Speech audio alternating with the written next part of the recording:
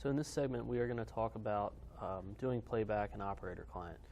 Depending on your privilege level within the software, you may or may not have rights to view playback. However, there's a couple different things in playback that make it easier. It's very similar to the live view of operator client. However, there are a couple of different buttons and a few extra features to help you search through video and find what you are looking for.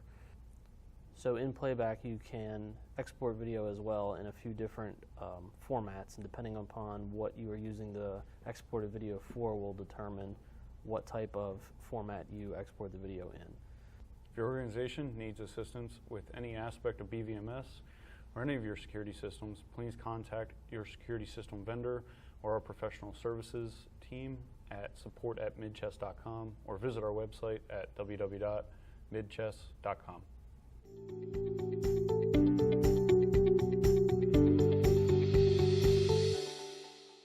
To access playback and operator client, we will go up to the top left corner. There are two icons at the top.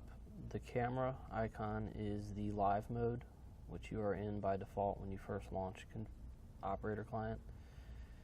Right next to live is going to be playback mode.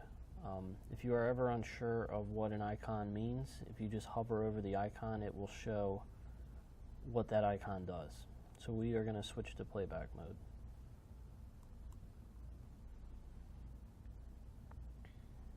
So in playback mode, it's very similar to live mode. The functionality is still the same in terms of dragging cameras out to view them. You're able to double-click a camera and bring it out into the image pane. The biggest difference you'll notice is down at the bottom where the alarm cue might be in live, you will see a timeline appear with the cameras you have pulled up in the image pane up here. So as we drag out more cameras, more timelines will appear showing video associated with that camera.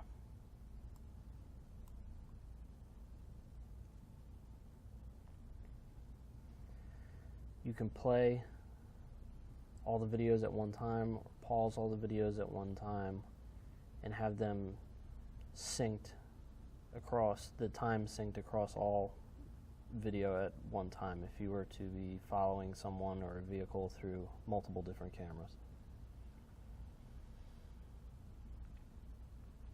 With fixed cameras in playback, you can still only do digital zoom. This is the same functionality as it would be in live. PTZs, there's not much you can do besides digitally zoom, since the optical zoom occurs when the recording is happening or in live mode. The operator would have to be actively watching and controlling the camera to record a specific target in the image. Panoramics, however, are still able to be moved around after the fact, even in playback. You can still change the views from circle view to panoramic view and to cropped view, and still move around within the image of the camera.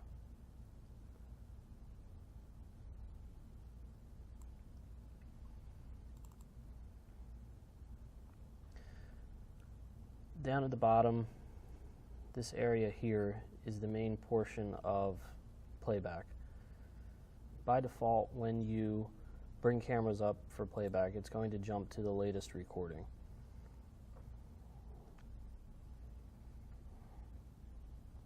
You can click through the timeline to go to different points in the recorded video.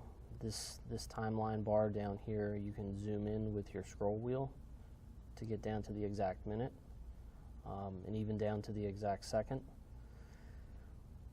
If you zoom out, you'll see a wider view of time. Additionally, you can change the amount of video you're looking at by going to this area here. Right now we're looking at a 3-hour window of recorded video. We can change this to 1 week, 1 day. It just depends on what you are looking for. If you're trying to find video from a particular event and you kind of know when roughly it occurred, if it was within the past week, you can then work down from there through the days and then the specific hours in the day. If you know the exact time and date that an event occurred, we can go to the date and time bar here and enter in a specific time frame. So if we wanted to look for something on August 10th at 3:30 p.m., we would put that information in and then click this button here, which sets the hairline, which is this bar here. This bar shows where in the timeline you are currently and what video you are looking at. If we set this, this will jump us back to 1 day ago at 3:30.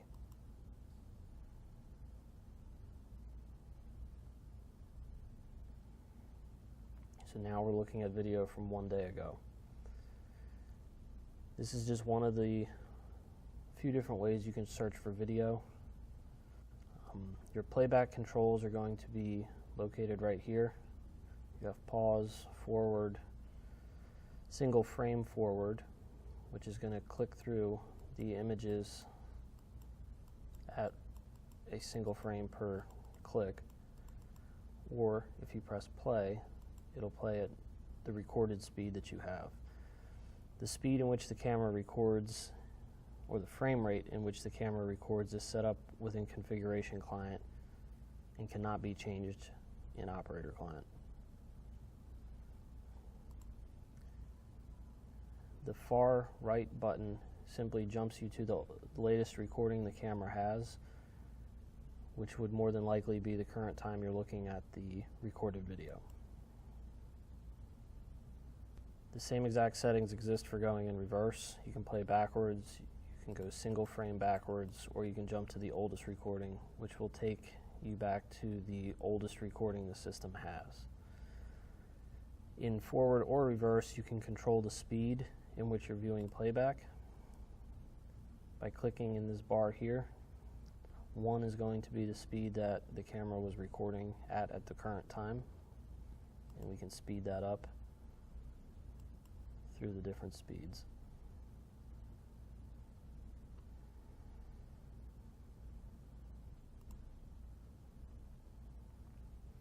Within this timeline window as well, depending on how the cameras are set up for alarm recording or event recording, there will be different colors that indicate maybe an event that took place at a certain time during the day.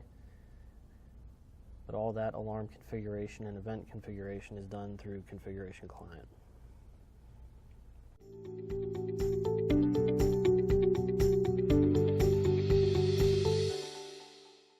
When you found the video that you're looking for and you need to export it, there are 2 ways that you can do an export of video. So as an example, we will jump to the latest recording. And down at the bottom you'll notice this little blue bar that you can grab a hold of and select a period of time. And you'll notice the numbers and the date changing at the top. So this highlighted blue area is an export of video. The video in this block here will be what is exported. Once you've selected the time frame or narrowed down the time frame that you would like to export, we'll do from 12 to 1. You can right click within the blue highlighted area and select Export Video. There's a few other options here as well. Adding a bookmark will simply flag it in the timeline to review later on. Protecting the video simply means it cannot be recorded over. Unprotect video is just unprotecting it from being protected previously. Restrict video would not allow you to see the video. Unrestrict would remove that. If you are in as an admin, you can delete video. You can verify the authenticity, making sure the video has not been tampered with or any packets have not been lost in the recording. And then back to bookmark. So for this example, we want to export video. This window is going to appear here, and there's a couple of different options within here to export video. We can change the name. In this example, we'll say test export. This range that is shown here is what you selected with the slider bars down at the bottom. If you want to get the time more exact, you can enter in your own values here. So we could do 12:10 to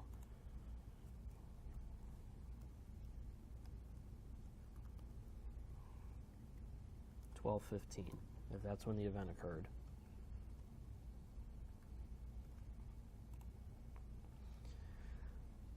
So once the time range is selected, you have a couple different choices or a couple different formats to export the video in. Native would be used if the video is being used for court purposes and needs to be proven that it has not been tampered with. When you do this, this file cannot be played back in anything but Bosch Archive Player or Bosch Operator Client. When the file is exported in native, you can include Archive Player in the download, so all the files required to play the video are together. MOV is simply a quicker way to export video and can be played on Windows Media Player.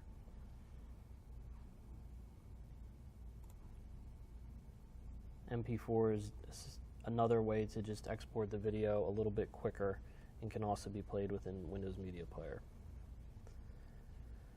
For this example, we will do MOV.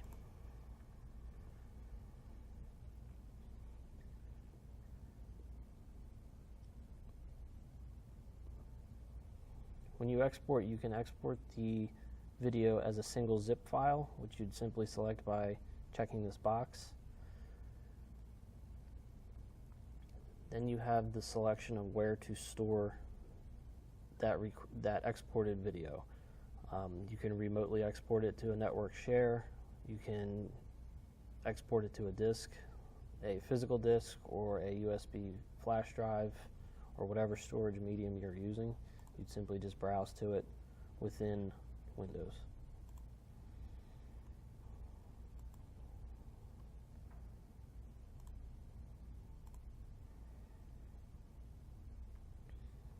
You can put comments on the disk, comments on the export to call out certain times or certain individuals or targets in the video, and then you would simply click export. The other way you can access exporting video, if you do not search it on the timeline like this, is at the far end of the Playback Controls, you have this icon here, which is export video. This is the same exact window that we just showed, and the steps to export the video are exactly the same. Additionally, in the Playback Controls, there are other ways to search for recorded video, either by events, text. You can change what types of events and alarms you're looking for. It just depends on how your system is configured.